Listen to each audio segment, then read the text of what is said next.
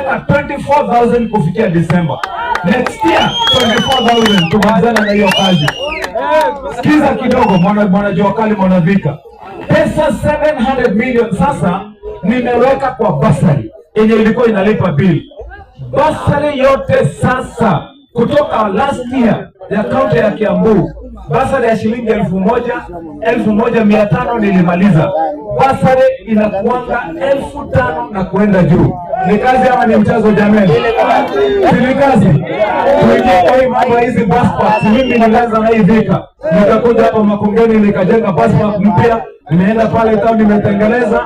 Ndani ya hii kaunti ya Kiambu nimeweka upya passport moja 18. Kuhakikisha kwamba wasafiri wetu wako sawa. Hiyo kazi nilikuwa nafanya na mpango, sasa ninaimalizia kwa barabara. Hizo zingine zote nimefanya mwaka huu.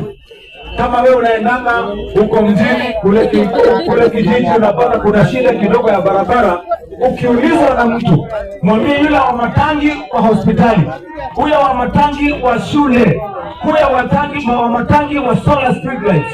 Ndio sasa kumaliza hii kazi ya barabara. Na siondoke hapo, ndio lipo. Ya mwisho jameni, niwaambie mimi niliamua ya kwamba pesa yenu itumike kwa njia sawasawa, na wenye wanafuata mumeona. Mimi nikiwa hapa Kenya niliwaambia hawa viongozi ambaye nimepatia kazi, kila waziri kwa serikali ya Wamatangi, kila chief officer kwa serikali ya Wamatangi, kila director kwa serikali ya Wamatangi, niliwaambia pesa ya wananchi inatumika vibaya. Watu wakipata pesa, uko na mshahara ya shilingi 1,700 na kila saa mko ng'ambo ati mmeenda kufanya benchmarking. Mtu anapewa pesa ya kusafiri milioni 1 ya kusafiri. Hata mimi kama gavana nikitaka kusafiri leo, imeandikwa pale gavana, ukienda siku 3 siku 4, ile inaitwa per diem yako ya kusafiri ni 1 million.